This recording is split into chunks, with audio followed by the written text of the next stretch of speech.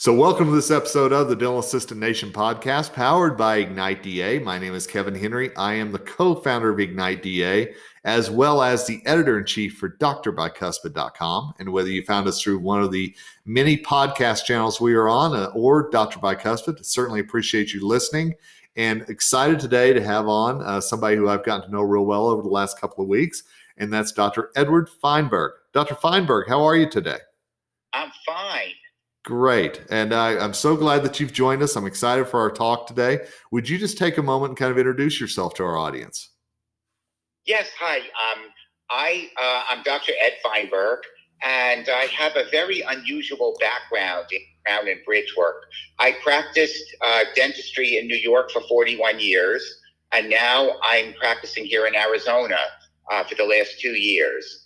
And I was trained by an absolute master and pioneer in full mouth crown and bridge work and full mouth rehabilitation.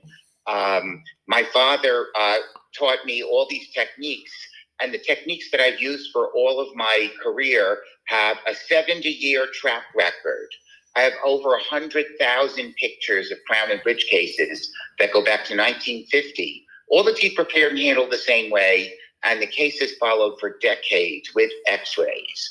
And it is my mission to try to teach others how to do this kind of dentistry. And you know, that's one of the reasons why you and I first connected is, you know, your passion for crown and bridge, your passion for teaching. And I thought, man, you know, whether you're a dentist or an assistant listening to this podcast, I'm excited to dive into this today. So I'm really glad that we can take a few minutes here and chat about this. Great, me too. I'm excited also.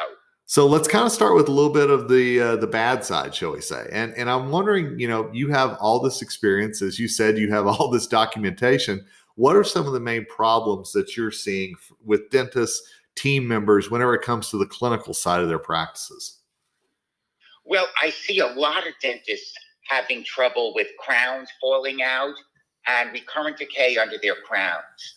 And in general, I see a loss of confidence in crown and bridge techniques, so much so that there's an absolute epidemic of tooth extraction and implant placement. And while I think implants are a very great advancement for dentistry, where they're appropriate, they're great, but they're being used inappropriately and they're being overused. And very often, crown and bridge work is a much, much better choice, because you can do something good for a whole area, whereas implants are piecemeal and only fill a hole or a space. With a good bridge work, for example, you can correct all the problems in the quadrant. You can bring the forces up close to the supporting structure to compensate for any periodontal bone loss. And if you can know how to construct crown and bridge properly, there's no decay or it's a rarity under crown and bridge work. The problems that I see a lot of dentists having were actually solved in the 1930s. So it's very sad for me to see so many people having trouble with crown and bridge work. So if we've had the answers for so long, why aren't we adapting to those problems? Like you said, the crown's falling out, and why are there so many problems with crown and bridge right now? Well, I think somewhere along the line, I think teachers wanted to teach techniques that were a little easier to their students in the dental schools. And then everyone sort of marched in lockstep. And most people think that's the only way to do things, and they're not even aware that there are better ways that have a longer track record than what they're currently doing. That's what I think really happened in dentistry. And I've got to ask, in your opinion, when the dentists and the team members, the assistants learn together, how big of an impact does that make in the success rate? Oh, that makes a huge impact. I mean, I know as a dentist, if you have a dental assistant who really understands what you're doing, they're prepared to hand you all the instruments that you need. You don't even have to ask for them. That certainly makes you a much more efficient dentist, and you can save a lot of time that way. So it's worth taking the extra time to train your dental team so that you can all work efficiently like a Swiss watch. Mm-hmm. And through your experience, has that been something that you've worked specifically with your team to get on the same page, or has that been like going to courses, or what do you think is the best approach in that respect? Well, I think each dentist has to make an effort to train their dental team members. I've always trained my dental assistants. In fact, we used to hire people with no experience at all and train them from scratch because, as a teacher, I not only want to teach other dentists, but I also want to teach my team members. Mm-hmm. I want them to become the best that they can be. I want them to better themselves. And I could certainly teach any dental assistant to be a crackerjack dental assistant. My experience with dental assistants has always been whenever they're learning something new and they feel that cohesiveness in the clinical side of the practice, and they are on the same page as the dentist, it's so important to their career enhancement and them enjoying the day just as much as the dentist might be. Oh, I think that's absolutely true. And I've noticed, when I train my dental assistants, they had a real appreciation for what I'm doing and why I'm doing what I'm doing. So it's not like they're just there and they're doing everything that they're told. It's really that they're thinking along with the dentist and they're prepared for the next step without ever being asked for anything. And that's because they really understand what the dentist is doing, and they can absolutely deliver to the dentist and make his life his or her life much easier. So what do you believe that dentists and dental team members can do to improve their crown and bridge skills? Well, one is certainly continuing education. Dentistry is a learning profession. And so your education really starts the day you graduate from dental school. And I still, even to this day, not only teach courses, but I also take a lot of courses. I want to see what they're doing out there. There's so much to learn out there. And the object should be to continually try to better yourself. I guess that's why they call it dental practice, because, Yep. so that we can get better and better. And as one of my friends said, maybe one day you'll get it right. And there's a truth to that, there really is. And I know that we have that you have an online academy that we're going to talk about in just a few moments. But I'm wondering how you've seen learning change now that COVID hit. We all went online to learn. Obviously, in-person CE is not really an option, at least at this time of this recording. So how have you seen learning change, and do you think that people can still grasp the necessary skills for crown and bridge without that hands-on, one-on-one interaction? Well, I think you can. We've all been forced to do Zoom courses. Many of our big meetings were converted into virtual meetings. Mm-hmm. And I learned a lot because, if you're in lockdown, what else is there to do? You might as well take some courses and better yourself. And I think it's very easy for to adapt to teaching online. And teaching is teaching. Mm-hmm. I think that's really that you really don't make a real personal bond with your students. Like, one of the great things about teaching in person is that you really can establish a personal bond and really get to know people one-on-one. That's very hard to do virtually. But as far as learning, I can present the same PowerPoint lectures online as I would in a classroom. So I think from that standpoint, you can really better yourself and do a lot with virtual training.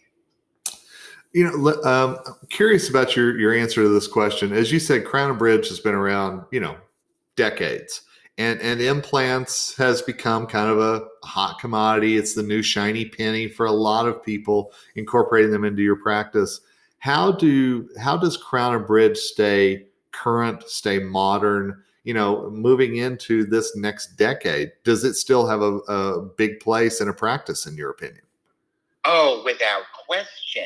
I think implants are no panacea. The problem is people are having problems if all they know how to do is implants. Like if all you have is a hammer, everything looks like a nail. The implants are more feats of engineering than they are tooth replacements. And there are places that you can't place them. They're sometimes stale, and that can create an eyesore that cannot be fixed. So many times, crown and bridge is a much better choice. Very often in the aesthetic zone, crown and bridge work is a better choice. And implants sometimes yield a compromised result because you don't know how they're going to heal. And implants themselves are cylinders. They are not root-shaped. So they're not real tooth replacements. Sometimes you can make them look great and you get away with it and it looks fabulous, but other times that's not so. So if you know how to do good crown and bridge, if you know how to do good implants, if you know how to do good bonding, if you know how to make a good precision attachment case, you can pick and choose which treatment is actually best for each patient, rather than everybody gets the same thing because that's all I know how to do, or that's the best skill I have, and that's the only one I feel confident with. That's not really fair to the patient because there is no one size fits all. And being a doctor means you have to try to choose which treatment is best for which patient. And then if you know how to do that, you can have tremendous success in your practice. So last question I'm going to ask you, and then I want you to talk about what you have online. What is the biggest skill set or quality that you want to see in a dental assistant whenever it comes to learning crown and bridge? I want to see the desire to learn and do better. The skills, I can train them to do anything. Okay. But unless they have that real desire to do better and they want to better themselves and they're interested, then I can't really do much with them. And that's all I really need from them. I don't need them anything else. I think the repetitiveness of the techniques, eventually they'll catch on and understand. And I don't care if they make a million mistakes, because that's how you learn, by making mistakes. I want them to be proactive and think ahead and think, what is the doctor doing? What is he going to do next? I would much rather have the dental assistant make a mistake because it shows she's thinking, or he or she is thinking, rather than just wait to be asked for the next instrument or just standing there. So I would much rather have that. And that's all you really need is the desire to do better. I like that. Desire is a wonderful motivator for sure. So I know that Dr. Feinberg, you are the director of what's called the Onward Program. And I wondered if you just take a moment to kind of explain what that is and how people can find it. Yes, it's my teaching website is www.theonwardprogram.com. And I created 27 courses in crown and bridge work, saving teeth with no clinical crowns, without posts or buildups. Many people think cannot be done, but it's a completely different approach than most people were taught. So if you can do that, that opens the door for new treatment options that dentists can offer their patients. And many patients are being turned away because a lot of dentists don't know what to do for them. So my site gives a lot of insight into what you can do for those patients and how they can be handled. Because there are many patients that may not necessarily be candidates for sophisticated dentistry. I have some treatment options for those patients, which can open up dentists to a new world, especially when you have what's going on with COVID and an economic downturn. You don't want to turn people away. You want to be able to help anybody who comes in the door. And I sometimes get as much pleasure helping somebody, even on a temporary level, as I do doing a really big case, because that the whole object is to help people. That's what I really love about dentistry. And then I hope to also include a section on how to make a good precision attachment case, which I mean the double tilt precision attachment case, which can be used on implant abutments as well as natural tooth abutments. And very few people know anything about it. I've already written a textbook on this subject, which is also available on my website, but I do want to do a series of courses on that subject. So I'm continually adding new courses, and the courses right now, they're free. So any dentists who are interested in learning, everything is there. All you have to do is take the courses and apply them. And that will certainly raise the bar and make dentists a much better practitioners. And I feel very strongly about it because this is what was given to me, and I want to make sure it's passed on. Well, I think our listeners can hear your passion for teaching and passing along, and also for making sure that Crown and Bridge is not a forgotten art in any way, shape, or form. And again, you can find Dr. Feinberg through www.theonwardprogram.com. And Dr. Feinberg, I've enjoyed the chat today. Thank you so much for taking time out of your busy schedule. And thank you so much for interviewing me. I really appreciate it. Absolutely. And we appreciate all of you for listening to this episode of the Dental Assistant Nation podcast. We always try to find experts in the industry to bring on to not only help dental assistants understand their role in the practice and maybe what the dentists might be looking for from them, but to keep you up to date with what's going on clinically and practice management wise.